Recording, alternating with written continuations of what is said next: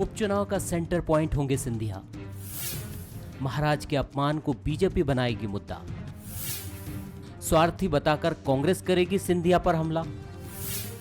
सियासी घमासान पर जनता करेगी अंतिम फैसला। 24 सीटों पर होने वाले उपचुनाव में ज्योतिरादित्य सिंधिया ही पॉइंट ऑफ अट्रैक्शन होंगे, इसमें कोई दो राय नहीं है। पिछले कुछ वक्त से बीजेपी और कांग्रेस की पूरी चुनावी तैयारी सिंधिया के इर्द गिर्द ही घूमती दिखाई दे रही है। सिंधिया की मदद से सरकार बनाकर प्रदेश की सत्ता हासिल करने के बाद बीजेपी अब उनके अपमान को कांग्रेस के खिलाफ हथियार के तौर पर इस्तेमाल करेगी। बीजेपी सिंधिया के अपमान को चुनावी मुद्दा बनाकर चुनावी जंग जीतने की कोशिश करेगी। बीजेपी की चुनाव संचालन समिति ने तय किया है कि ग्वालियर चंबल अंचल में वो सिंधिया के अपमान को मुद्दा बनाकर ही मैदान में उतरेगी। केवल अपमान के कारण नहीं, बल्कि मध्य प्रदेश की जनता का जो अपमान कमलनाथ जी कर रहे थे उसके कारण कांग्रेस छोड़ी है। सिंधिया जी ने केवल राजनीति करने के लिए कांग्रेस नहीं छोड़ी, उन्होंने देशभक्ति के कारण कांग्रेस छोड़ी है। कि जो अपने वरिष्ठ नेताओं का सम्मान नहीं कर सकती जो पार्टी और सरकार, वो जनता का क्या सम्मान करेगी, ये भी एक मुद्दा है। पर मूल मुद्दा तो वो है कि उन्होंने क्यों कांग्रेस छोड़ी। बीजेपी जहां सिंधिया के बहाने कांग्रेस को घेरने की जुगत में है, तो कांग्रेस की चुनावी कैंपेन भी सिंधिया को फोकस करके ही तैयार होती दिख रही है। कमलनाथ सरकार के गिरने के बाद से ही कांग्रेस सिंधिया को इसके लिए जिम्मेदार बताती रही है। कांग्रेस उपचुनाव में मतदाताओं को यह समझाने की कोशिश करेगी कि सिंधिया ने व्यक्तिगत स्वार्थ के चलते कांग्रेस सरकार गिराई और जनादेश का अपमान किया। आप ग्वालियर चंबल अंचल में कांग्रेस ने उनकी किसी भी बात को नहीं टाला। ये सर्वविदित है कि ग्वालियर चंबल में हर निर्णय उनके अनुसार होता था। तो इस प्रकार के कृत्रिम मुद्दे ले जाने से कुछ नहीं होगा। और देखिए, प्रदेश की जिन 24 सीटों पर चुनाव होना है, उनमें से 16 सीटें ग्वालियर चंबल की है, जो ज्योतिरादित्य सिंधिया का प्रभाव क्षेत्र रहा है। 2018 के विधानसभा चुनाव में सिंधिया के दम कांग्रेस ने यहां जीत का परचम लहराया था। अब बीजेपी को उम्मीद है कि इन 16 सीटों पर फिर से सिंधिया का जादू चलेगा और उनके अपमान का मुद्दा कांग्रेस के खिलाफ ब्रह्मास्त्र साबित होगा। तो कांग्रेस भी सिंधिया को कमलनाथ सरकार गिराने का जिम्मेदार ठहराकर चुनावी जंग में जीत हासिल करने की कोशिश करेगी। लेकिन इतना तो तय है, सिंधिया ही चुनाव के केंद्र में होंगे।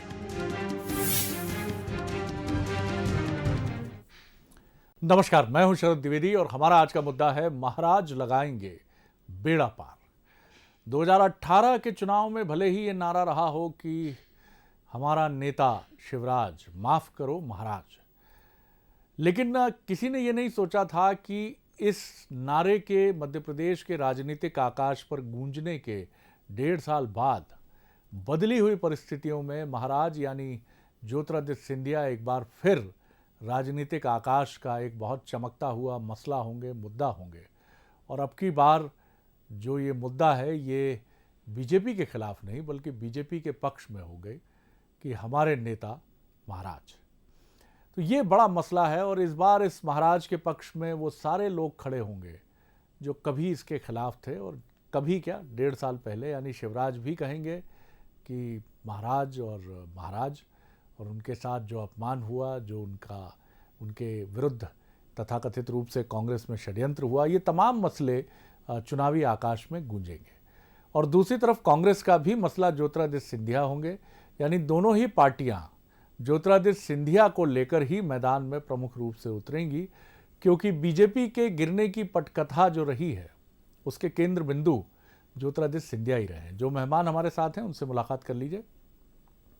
हमारे साथ हैं भारतीय जनता पार्टी के सीनियर लीडर, पूर्व कैबिनेट मिनिस्टर और तमाम जो प्रमुख और जो नेता हमारे साथ हैं उनके तरफ भी मैं आपको ले चलता हूं। हमारे साथ हैं पूर्व कैबिनेट मिनिस्टर और कांग्रेस के सीनियर लीडर बृजेंद्र सिंह राठौर जी हमारे साथ हैं, उनका मैं स्वागत करता हूं।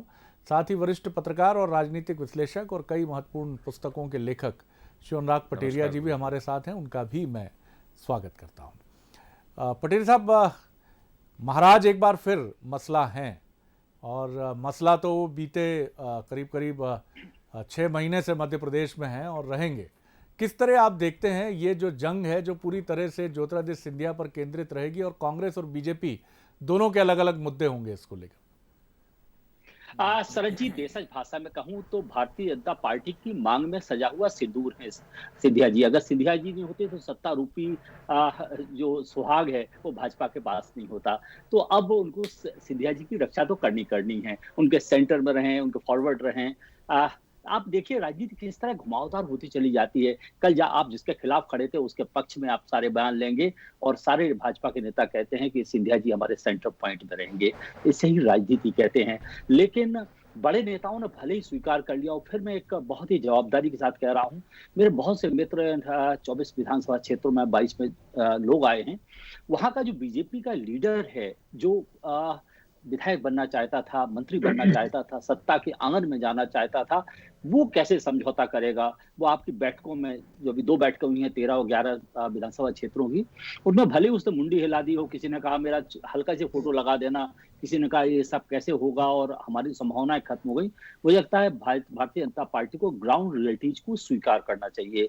जो गलतियां कमलनाथ की सरकार ने की, वो गलतियां मुझे लगता है शिवराज जी ना करें तो बेहतर है।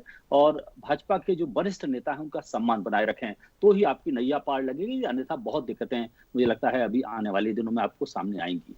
बहुत सारी चुनौतियां इंतजार कर रही। गोपाल जी, आपके यहाँ गैलेक्सी ऑफ लीडरशिप पहले से ही है और इसी में एक और चमकता हुआ सितारा जो है वो ज्योतिरादित्य सिंधिया के रूप में है। हालांकि बीजेपी में पर्दे के पीछे कहने वाले ऐसे लोगों की भी कमी नहीं है कि नहीं, हमारे यहाँ व्यक्तित्व या इस तरह की चीज़ें उतनी नहीं चमकती हैं जितना पार्टी का संगठन, पार्टी का अनुशासन और तमाम दूसरे मसले होते हैं। इसमें ज्योतिरादित्य सिंधिया जी का आना, बीजेपी भी ये तैयारी कर रही है कि कांग्रेस में उनके अपमान के मुद्दे को वो भुनाने की कोशिश करेगी। कांग्रेस का प्रयास ये है कि वो सिंधिया साहब की जो चीज़ें रही हैं सरकार गिराने में, उनको उजागर करे। ऐसे में उनका आना और 24 उपचुनाव में उनकी भूमिका किस तरह देखते हैं आप? आप भी जानते हैं और पूरा देश जानता है, पूरी दुनिया जानती है कि भारतीय जनता पार्टी कोई चमत्कारी नेतृत्व के आधार पर नहीं बल्कि अपने कार्यकर्ताओं के आधार पर चुनाव लड़ती है, जीतती है, राजनीति करती जी। समय समय पे नेता आए चले गए, लेकिन संगठन ज्यों का त्यों बना रहा। पार्टी में कभी पार्टी का विलय भी हुआ 1975 की इमरजेंसी के बाद में, 1977 में और 77 के बाद में जनता पार्टी बनी, 80 में फिर टूटी और उसके बाद में बीजेपी बनी। मैं 80 से इस पार्टी का एक प्रकार से साक्षी हूँ तमाम घटनाक्रम का। तो लगभग 40 वर्ष इसके लिए होने को है। तो इन 40 वर्षों की मेरी सक्रिय राजनीति में, जिसमें से करीब 36-37 वर्ष मेरे विधायी जीवन के लिए इस पार्टी में हो गए, मैंने देखा है कि इस पार्टी में व्यक्ति आधारित राजनीति ना होके हमारे संगठन आधारित विचारधारा की राजनीति है। दीनदयाल जी के विचार, श्यामा प्रसाद जी के, या हमारे ऐसे लोगों के जिन लोगों ने पार्टी संगठन खड़ा किया है, पितृ पुरुष से आज हमारे बीच में नहीं है। लेकिन जहां तक व्यक्तिगत बात है तो मुझे स्मरण है कि बलराज मधोक का बहुत ही हमारे राष्ट्रीय अध्यक्ष भी हुआ करते थे और वरिष्ठ नेता भी थे और पार्टी के एक प्रकार से वो प्रतिरूप माने जाते थे उस समय। ये 70 के दशक की बात है। तो मुझे स्मरण है कि बलराज मधोक जी ने जब पार्टी के साथ विद्रोह किया तो बलराज मधोक को बाजू में कर दिया गया और पार्टी के किसी कार्यकर्ता ने उनका साथ नहीं दिया, जबकि उनका कद आज के नेताओं के समान ही और भी बड़ा कद था। इसी तरह से मैं कहना चाहता हूं कि ज्योतिरादित्य जी आए हैं, उनका स्वागत है, लेकिन भारतीय जनता पार्टी की रीति नीति जो है उसमें इस प्रकार से यदि हम सोचें तो व्यक्ति सेक्रेटरी है। कई बार लोग आए गए, प्रदेश में भी आए हैं और देश में भी आए हैं, और मैंने देखा लेकिन पार्टी ज्यों की त्यों खड़ी रही है, कभी इसमें टूटन नहीं हुई। तो मैं मान के चलता हूं कि ये सब मिथ्या आकलन है और इसका ये काल्पनिक है और इससे कोई भी प्रकार से लाभ नहीं होना है। सिंधिया जी चेहरा रहेंगे, बात सही है। सिंधिया जी की लोकप्रियता है। पिछले विधानसभा चुनाव में कांग्रेस पार्टी ने जम के उनकी लोकप्रियता के लिए बनाया भी और परिणाम भी पाए हैं, ज्यादा से ज्यादा सीटें भी पाए। लेकिन अब जब सम्मान उनके लिए नहीं मिला तो निश्चित रूप से मान के चलता हूं साहब, अभी जो चर्चा हो रही थी कि सारी बातें उनके कहने से हुई, सरकार ने सारी बातें कांग्रेस पार्टी की सरकार ने मानी। तो मैं इस फेक मामले में जानना चाहता हूँ, एपेक्स बैंक के चेयरमैन अशोक सिंह जो बने थे तो क्या सिंधिया जी की मर्जी से बने थे क्या उसी अंचल के नेता? तो ऐसा नहीं है। बहुत से काम ऐसे भी हुए जिनके कारण से शायद हो सकता है चलिए कि जी एक प्रकार से मत विमत हुआ हो उसका। भार्गव जी ने बहुत महत्वपूर्ण बात कही है और एक तरह से उन्होंने भारतीय जनता पार्टी की पूरी फिलॉसफी को सामने रख दिया है और बहुत ही जो जिसको ऑब्जेक्टिव बात आप कहते हैं कि जो बिल्कुल मुद्दे की बात है और ये एक चैलेंज भी है। खुद मुझे लगता है सिंधिया जी से अधिक चैलेंज ये उन सिंधिया समर्थक पूर्व विधायकों और उनके समर्थकों के लिए है जो एक नई पार्टी में सिंधिया जी के व्यक्तित्व और उनकी भूमिका को लेकर या तो बहुत ज़्यादा उम्मीद कर रहे हैं या उन्हें लगता है कि कांग्रेस में जो स्थितियां थीं वैसी क्या बीजेपी में रहेंगी। ये बड़े सवाल हैं जिनके जवाब हमको वक्त देगा, लेकिन गोपाल भार्गव साहब ने साफ बातें बहुत स्पष्ट तौर पर कही हैं और उन्होंने ये भी आरोप लगाया है कि अगर सब कुछ ठीक था सिंधिया जी के साथ तो अशोक जी को क्यों जिम्मेदारी अपेक्स बैंक की मिली। ये सवाल राठौर साहब इसका जवाब देंगे। बहरहाल सिंधिया जी केंद्र बिंदु कांग्रेस के लिए भी होंगे राठौर साहब? हाँ, देखिए मेरी बात का उत्तर हमारे बड़े भाई गोपाल जी ने दे दिया जी। अगर कोई होगा तो वो होगा मध्य प्रदेश की जनता जनार्दन, जिन्होंने भारतीय जनता पार्टी की रीति नीति के खिलाफ वोट दिया था, जिन्होंने वर्तमान मुख्यमंत्री जी के काम के खिलाफ वोट दिया था और मध्य प्रदेश में कांग्रेस की सरकार को चुना था। उसको जिस अनैतिक तरीके से गिराया गया उसका जवाब मध्य प्रदेश का जनमानस देगा। अभी माननीय भार्गव जी ने कहा कि कोई आ जाए कोई पार्टी में कोई फर्क नहीं पड़ता कौन आ गया कौन चला गया, क्योंकि हार जीत कराती है कार्यकर्ता और कार्यकर्ता आम कार्यकर्ता और जनमानस, जिसके रोम रोम में ये बात घर कर गई है कि जिस तरीके से चुनी हुई सरकार को अनैतिक तरीके से गिराया गया, गद्दारी करके गिराया गया, उनको माफ करने वाला कोई नहीं है। दो तीन बातों का उल्लेख हमारे बड़े भाई साहब ने किया है, मैं उसका उत्तर देना चाहता हूं। चूंकि भारतीय जनता पार्टी बहुत ही चाल चरित्र चेहरे वाली पार्टी है, सिद्धांतों वाली पार्टी है, हो सकता हमसे ज्यादा हो। क्या गोविंद राजपूत जी को हमारे आदरणीय भाई साहब से पूछकर मंत्री बनाया गया? क्या आपसे सलाह करके हमारे इतने वरिष्ठ विधायक जो हैं सागर संभाग के, उनको छोड़ दिया गया? इसमें किसकी राय है? जहां तक सिंधिया साहब का सवाल है, मुझे अच्छी तरीके से याद है और मैं जवाबदारी से कह सकता हूं कि ग्वालियर और चंबल संभाग में बहुत सारी पोस्टिंग, अधिकारी, कर्मचारी, राजनीतिक वगैरह वगैरह, इवन टिकट तक 80% 90% सिंधिया साहब के कहने पर ही होता था। अब कोई व्यक्ति विशेष के दम पर, हमें तो आश्चर्य इस बात का है कि भारतीय जनता पार्टी एक तरफ कहती है कि हमारे पास तो इतने अनगिनत सितारे हैं कि कुछ पूछो मत, और इनकी ही मीटिंग में ये तय कहता है कि हमारे जितने भी सितारे थे उनकी जो रोशनी है वो कमजोर हो गई है, अब हमें बाहर से लाके रोशनी वाला चाहिए, और उसमें जो है सिंधिया साहब को चुना जाता है।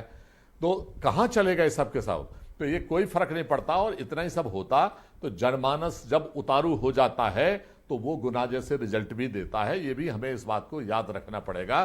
कांग्रेस जीती थी किसी नेताओं की दम पर नहीं, मध्य प्रदेश के जनमानस के आशीर्वाद से और कांग्रेस कार्यकर्ता की मेहनत की दम के ऊपर जीती थी, और वो रिजल्ट अब की बार जो 24 होंगे उसमें हम फिर से उन रिजल्टों को दोहराएंगे, ये हम आपके बीच में कहना चाहते हैं। अब ये हमारे भाई साहब ने कहा कि भारतीय जनता पार्टी ऐसी है कि जो संगठन है आज तक टूटा नहीं।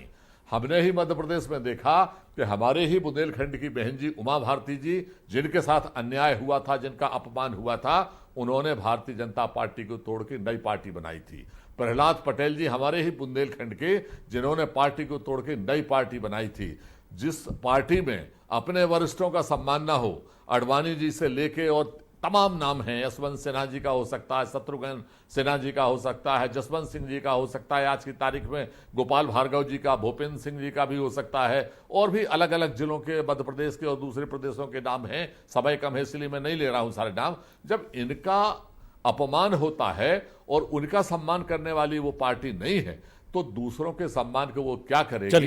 ये तो बड़े आश्चर्य की बात है। कोई फर्क नहीं पड़ता, जितने चाहे सितारे जगमगाएं, लेकिन कांग्रेस में पूर्णिमा की चांद हमारे पूर्व मुख्यमंत्री कमलनाथ जी हैं जिनके सामने सारे फीके पड़ेंगे और कांग्रेस का एक एक कार्यकर्ता इनको जवाब देने के लिए तैयार रहेगा और मध्य प्रदेश की जनता जो अपने आप को ठगा महसूस कर रही है वो निर्णय करेगी और 24 सीट पर हम पूरी सीटें जीतेंगे। जी पटेल साहब, पूर्णमासी का चांद बड़ी काव्यात्मक उपमा दी है कमलनाथ जी को, और खुद कमलनाथ जी ने भी कभी नहीं सोचा होगा कि रीतिकालीन कवियों की भांति उन्हीं के एक वरिष्ठ नेता उनके लिए इस तरह की उपमा का प्रयोग करेंगे।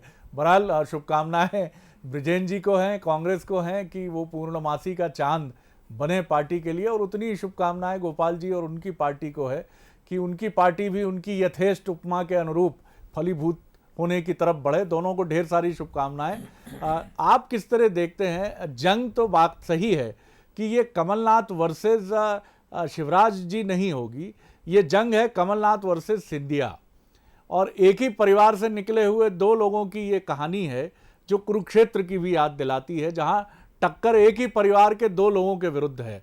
अब इसमें कौन कितनी नैतिकता, कितने धर्म, कितने मूल्य और मर्यादा का पालन करता है, तो कांग्रेस की आहत टिप्पणियां बता रही हैं कि सारे तटबंध टूटेंगे और जो पीड़ा, क्षोभ, गुबार, क्रोध, नैराश्य का जो एक पानी है वो बह निकलेगा, रेला बह निकलेगा। सिंधिया जी संयमित रहते हैं, लेकिन कितना संयम रखेंगे, और अब उनके लिए परिस्थितियां भिन्न हैं। साथ सामने होंगे उनके वही कमलनाथ जी जिनके साथ डायस शेयर करते रहे। बड़ी विचित्र और बड़ी चुनौतीपूर्ण स्थितियां होंगी। किस तरह देखते हैं आप कमलनाथ वर्सेस सिंधिया जी की जंग को?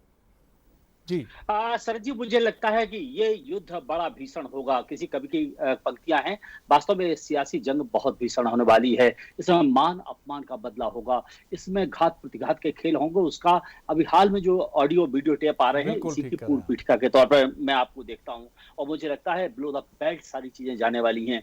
लेकिन एक बात मैं कहूंगा, भारतीय जनता पार्टी की सबसे बड़ी जो ताकत है, जो गोपाल जी ने कहा, वो संघ और संगठन है। संघ का उन्होंने नाम नहीं लिया, मैं जोड़ता हूं संघ और संगठन, यानी कार्यकर्ता और संघ का विचार पुंज। ये प्रतीक भले ही जुदा सिंधिया हों, लेकिन इसके पीछे जो असली एक्सरसाइज है वो संगठन मंत्रियों की एक्सरसाइज होती है। ये संगठन मंत्री बहुत बारीकी से काम करते हैं। मुझे लगता है कांग्रेस के लिए डू और डाई का सवाल होगा। छोटा मेरा पूरक सवाल ये है कि बीजेपी के अनेक नेता ऐसे हैं, ये 22 जो पूर्व विधायकों के टिकट हैं उनके पीछे खड़े भारतीय जनता पार्टी के अनेक ऐसे नेता हैं जिनके मन में असंतोष का लावा खदबदा रहा है, और ये लावा अगर बह निकला तो एकता रूपी बांध को बहुत क्षति पहुंचा सकता है। सर जी, मैंने अपनी शुरुआती बातचीत में कहा था कि जिन क्षेत्रों में चुनाव हो रहे हैं वहां के भारतीय जनता पार्टी के जो नेता हैं, जो चुनाव लड़ते रहे हैं, जो कार्यकर्ता हैं, क्या वो भाड़ झोंकने जाएंगे? मैं बिल्कुल लेमैन लैंग्वेज में आपका बात कर रहा हूँ। दरअसल हर आदमी की महत्वाकांक्षा राजनीति में होती है। राजनीति में संत भले कोई हो जाए, लेकिन राजनीति में त्याग कोई नहीं करता है। और मुझे लगता है जब तक आप उनको अपना एड्रेस नहीं करें, मैंने शुरुआती बात में कहा था कमलनाथ जी ने जो गलती की थी वो शिवराज जी गलती ना करें। मुझे लगता है 22 क्षेत्रों के जो संभावित भारतीय जनता पार्टी के प्रत्याशी पहले कभी थे या महत्वपूर्ण नेता हैं, उनको अभी से आपको एकोमोडेट करना पड़ेगा, अन्यथा कई बार व्यक्ति आत्मघाती हो जाता है। कहते ना, अगर राधा मेरी नहीं हुई तो तेरी भी नहीं हो पाएगी। तो इससे आपको भारतीय जनता पार्टी को, आपसे मतलब भारतीय जनता पार्टी को सतर्क रहना पड़ेगा। गोपाल जी, एक बड़ा प्रश्न ये भी है, किसी दार्शनिक ने कहा है, चूंकि बात थोड़ी पौराणिक और दार्शनिक संदर्भों की रुचिकर लगती है, इसलिए ये प्रश्न आपसे कर रहा हूँ कि मनुष्य का मन अंधेरी गुफा की तरह है, एक अंधेरी कंदरा की तरह है। आप जान ही नहीं सकते कि उसके मन में चल क्या रहा है, और यही वजह है कि बड़ी चुनौती होती है। कोई हमारे साथ खड़ा है, मुस्कुरा रहा है, हर बैठक में कह रहा है कि हम तो साथ हैं, और है भी, और कोई ऐसा सबूत भी नहीं है कि आप उनको पकड़ सकें कि साहब आपने तो गड़बड़ की है। लेकिन गड़बड़ हो भी रही है, चल भी रही है, और ये सवाल हम इसके पहले भी करते रहे हैं कि 2018 में बीजेपी के साथ यही हुआ था। सब अच्छा लग रहा था, सब अच्छा दिख रहा था, वही संगठन था, वही आरएसएस था, वही अनुशासन का एक दबाव था, वही कैडर बेस्ड पार्टी थी, लेकिन चीज़ें ठीक नहीं चली क्योंकि कार्यकर्ताओं के मन तक पार्टी नहीं पहुंच पाई। क्या इस बार पार्टी मन तक पहुंच पाएगी अपने कार्यकर्ताओं के, जिनमें से कई टिकट के आकांक्षी भी हैं? जी देखिए शरद जी, यदि हम चुनाव परिणाम देखें, आंचलिक रूप से यदि हम मध्य प्रदेश में जो विधानसभा के चुनाव दिसंबर 2018 में हुए, जी मालवा, हमारा विंध्य, ग्वालियर चंबल संभाग, मध्य भारत और हमारा बुंदेलखंड, इसको यदि हम 5 हिस्सों में बांटें तो हमने देखा कि सबसे ज्यादा यदि हमारी पराजय हुई, हार हुई, सीटें कम मिली तो हमें ग्वालियर संभाग में मिली, और मुरैना जैसे जिले में तो हमारे पास में लगभग सारी सीटें हम हार गए जी। अधिकांश जिलों में हम हार गए बहुत ज्यादा। हमें शिवपुरी और ग्वालियर, भिंड, मुरैना और श्योपुर मतलब जिलों में हमें सीटें नहीं जी। तो स्वाभाविक रूप से समझ सकते हैं, नहीं तो ये परिणाम यदि ऐसे आते भिंड में भी आना चाहिए थे, लेकिन कांग्रेस के पास भिंड में ऐसा कोई नेता नहीं था। ये परिणाम जो है बुंदेलखंड में भी आना चाहिए, लेकिन बुंदेलखंड में हम लोग हैं, हमारे अनुकूल है औसत रूप से। भजन भाई बैठे हैं, ये जीते, लेकिन इसके अलावा हमारा बेहतर रहा परफॉर्मेंस। मालवा में हमारा बेहतर रहा, मध्य भारत में बेहतर रहा। लेकिन यदि कांग्रेस की 5-7 सीटें कम हो जाती, और वो भी संभावना सबसे बड़ी ग्वालियर संभाग से थी, ग्वालियर रीजन से, तो मैं मान के चलता हूँ कि बीजेपी की सरकार ऑटोमेटिक बनती। तो सरकार बनाने में योगदान सबसे ज्यादा ज्योतिरादित्य करा। जहां तक मैं मान के चलता हूं कि कार्यकर्ताओं का समायोजन एक दूसरे के इस बार भी ज्योतिरादित्य जी का रहेगा, रह सकता है गोपाल जी? जी, इस बार भी सिंधिया साहब का ही रह सकता है दारोमदार 24 सीटों के लिए, खासतौर से? जी, स्वाभाविक रूप से वो वहां के नेता हैं, और चुनाव के पहले भी और चुनाव के बाद भी, विधानसभा के चुनाव के बाद उनकी लोकप्रियता जो की तो है बरकरार। और जब शिवराज जी और हम सभी लोग, भारतीय जनता पार्टी, हमारा जो संघ है, और बाकी सभी लोग जो कुछ भी हैं, जैसा कि हमारे भाई साहब ने कहा, पटेरिया जी ने, तो मैं ये कहना चाहता हूं कि इसमें कहीं कोई मुझे गुंजाइश नहीं लगती। और जहां तक के पुराने हमारे जो कार्यकर्ता उस सीट से लड़ते रहे चुनाव, मैं काम की बात बताना चाहता हूँ कि राजनीति संभावनाओं का खेल है। किसी एक चुनाव तक 2-3 साल के लिए यदि कोई आदमी बनता है, तो ये जिंदगी भर की संभावनाएं समाप्त नहीं हो जाती। अनेकों पद होते हैं, कोई सीमित पद नहीं होते। लोकसभा भी है, राज्यसभा भी है, हमारे निगम है, हमारे मंडल हैं, हमारे पार्टी के संगठन हैं, अनेकों पद ऐसे होते हैं, बैंक हैं, कोऑपरेटिव बैंक हैं, एपेक्स संस्थाएं हैं, तमाम प्रकार से समायोजित हम कर सकते हैं, जिसमें यदि कहीं किसी आदमी को लगता है कि उसके अधिकार कम हुआ है या उसकी पूछ परख कम हुई है, तो हम उसको कहीं ना कहीं किसी रूप में सरकार होने के कारण हम उसको उस जगह प्रतिष्ठित कर सकते हैं। जी, ब्रिजेन जी, मैं कंक्लूडिंग सवाल लेकर आपकी तरफ आ रहा हूं। सारी चीजें मैं ये तो नहीं कहूंगा बीजेपी की तरफ पूरी तरह से झुकी हुई हैं, लेकिन पलड़ा जो है वो बीजेपी का इसलिए भारी दिखता है कि वही दीवार का, वो सलीम जावेद का चर्चित संवाद है कि मेरे पास गाड़ी है, बंगला है, ये है, वो है, आरएसएस है, ज्योतिरादित्य सिंधिया है, शिवराज जी हैं। तो आप क्या कहेंगे, आपके पास क्या है? अगर आपकी यूएसपी की मैं बात करूं, वहां तो शशि कपूर साहब नहले पे दहला जड़ते हैं कि मेरे पास मां है। आपके पास क्या है सर? देखिए, हमारे पास सत्य है।